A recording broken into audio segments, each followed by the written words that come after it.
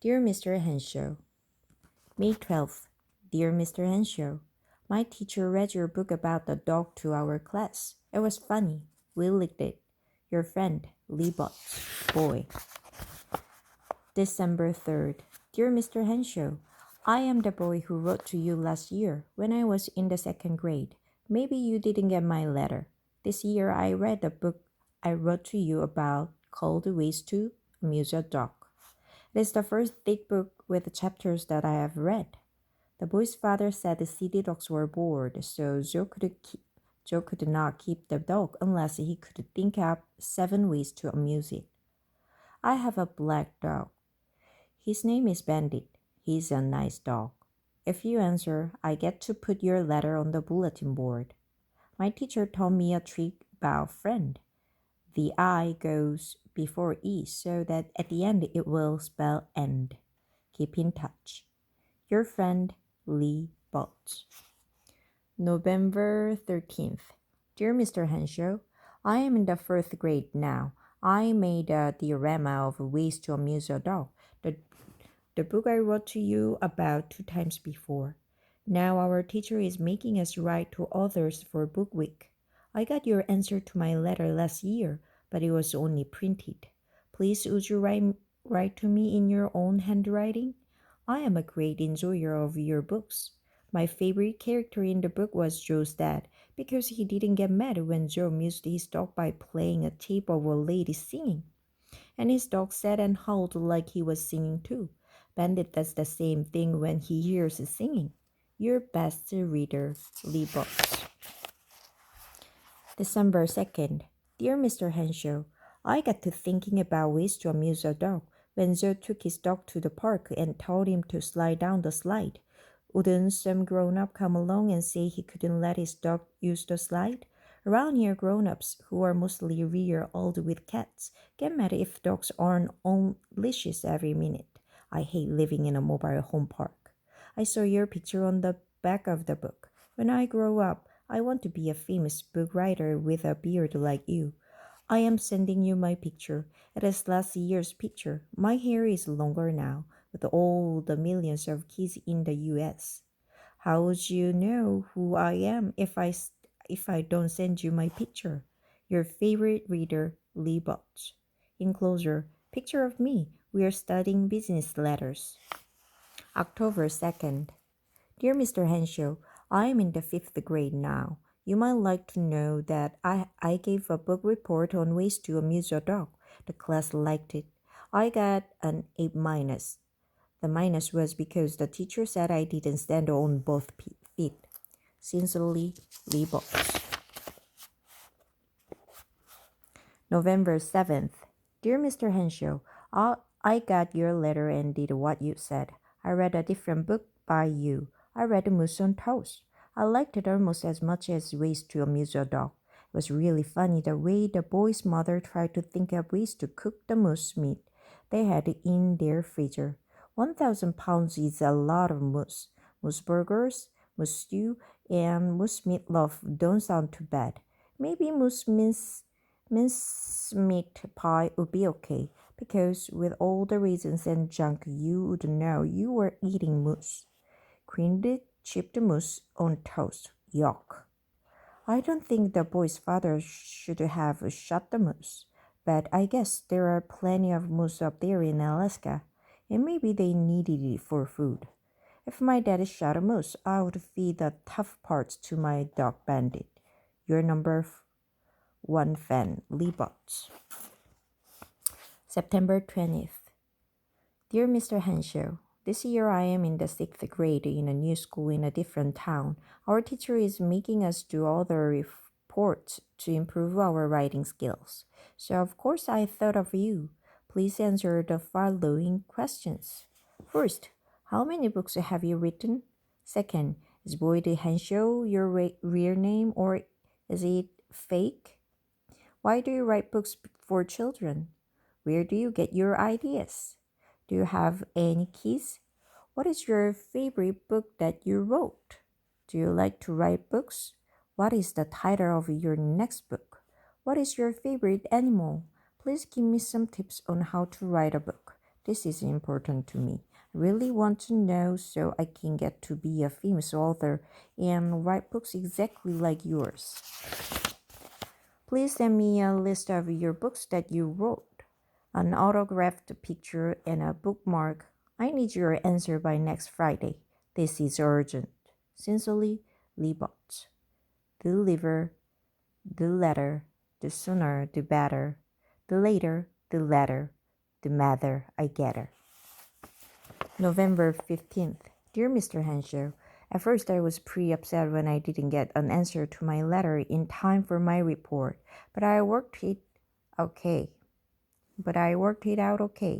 I read what it said about you on the back of Ways to Amuse a Dog and wrote it real big on every other line, so I filled up the paper. On the book it said you lived in Seattle, so I didn't know you had moved to Alaska, although I should have guessed it from Moose on Toast. When your letter finally came, I didn't want to read it to the class because I didn't think Miss Martinez would like silly answers, like your real name is Messing round, and you don't have kids because you don't raise goats. She said I had to read it. The class laughed, and Miss Martinez smiled, but she didn't smile when I came to the part about your favorite animal was a purple monster who ate children who sent others long lists of questions for reports instead of learning to use the library. Your writing tips were okay. I could tell you meant what you said. Don't worry. When I write something, I won't send it to you. I understand how busy you are with your own books. I hit the second page of your letter. For Miss Martinez. That list of questions you sent for me to answer really made me mad. Nobody else's author put in a list of questions to be answered. And I didn't think it's fair to make me do more work when I already wrote a report. Anyway, thank you for answering my questions. Some kids didn't get any answers at all, which made them mad, and one girl almost cried. She was so afraid she would get a bad grade. One boy got a letter from another who sounded real excited about getting a letter and wrote such a long answer. The boy had to write a long report. He guessed nobody ever wrote to that author before, and he sure wouldn't again. About 10 kids wrote to the same author, who wrote one answer to all of them. There was a big argument about who got to keep it until Miss Martinez took the letter to the office and duplicated it. About those questions you sent me, I'm not going to answer them, and you can make me. You're not my teacher. Yours truly, Lee Butch. P.S. When I asked you what the title of your next book was going to be, you said, "Who knows?" Did you mean that was the title, or you don't know what the title will be? And do you really write books because you have read every book in the library? And because writing beats mowing the lawn or shoveling snow? November 16th. Dear Mr. Henshaw, Mom found your letter and your list of questions, which I was dumb enough to leave lying around.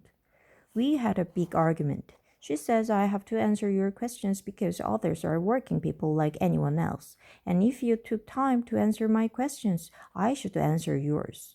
She says I can go through life expecting everyone to do everything for me. She used to say the same thing to Dad when he left his socks on the floor. Well, I got to go now. It's bedtime. Maybe I'll get around to answering your 10 questions. And maybe I won't. There isn't any law that says I have to. Maybe I won't even read any more of your books. Disgusted reader. Libot. P.S. If my dad was here, he would tell me to go climb a tree.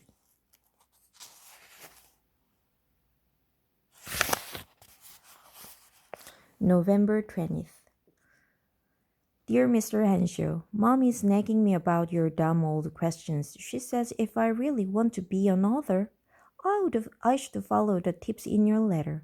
I should read, look, listen, think, and write. She says the best way she knows for me to get started is to apply the seat of my pants to a chair and answer your questions and answer them fully.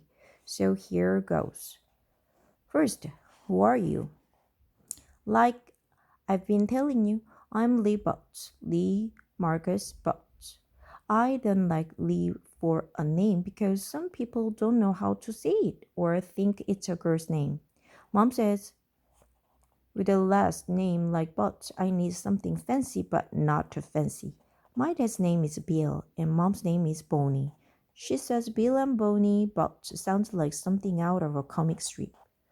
I am just a plain boy. This school doesn't say I am gifted and talented. And I don't like soccer very much the way everybody at this school is supposed to. I'm not stupid either. Second, what do you look like? I already sent you my picture, but maybe you lost it. I am sort of medium. I don't have red hair or anything like that. I'm not real big like my dad. Mom says I take after her family. Thank goodness. That's the way she always says it. In first and second grades, kids used to call me Lee the Flea, but I have grown. Now when the class lines up according to height, I am in the middle. I guess you could call me the mediumest boy in the class. This is hard work. To be continued. Maybe.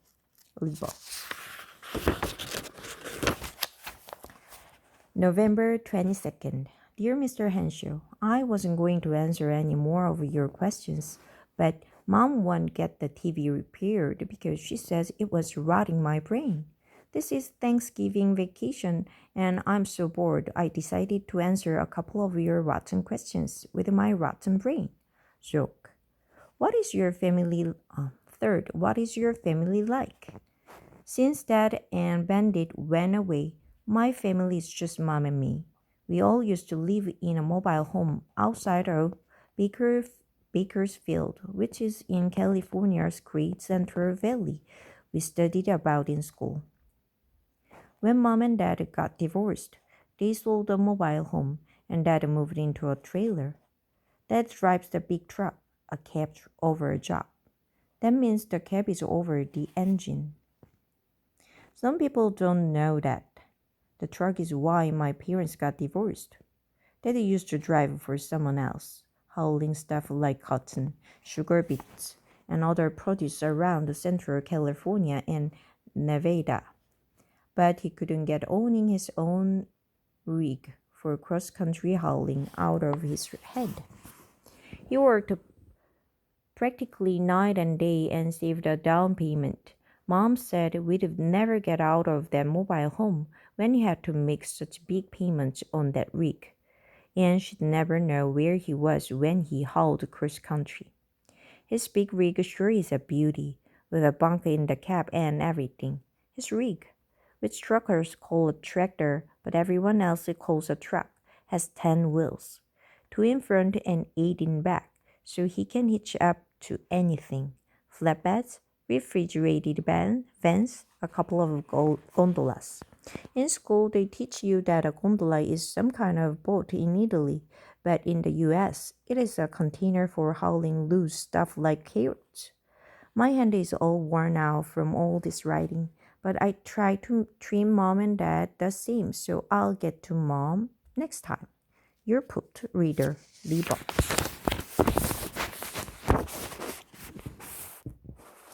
November 23rd. Mr. Henshaw, why should I call you dear when you are the reason I'm stuck with all this work? It wouldn't be fair to leave Mom out, so here is question 3 continued. Mom works part-time for Catering by Katie, which is run by a real nice lady Mom knew when she was growing up in Taft, California. Katie says all women who grew up in Taft had to be good cooks because they went to so many potluck suppers. Mom and Katie and some other ladies make fancy food for weddings and parties. They also bake cheesecake and apple strudel for restaurants. Mom is a good cook. I just wish she would do it more at home, like the mother in Mousse on Toast. Almost every day, Katie gives Mom something good to put in my school lunch. Mom also takes a couple of courses at the community college. She wants to be an LVN, which means licensed vocational nurse. They help real nurses except they don't stick needles in people. She's almost always home when I get home from school. Your ex-friend, Lee Butts.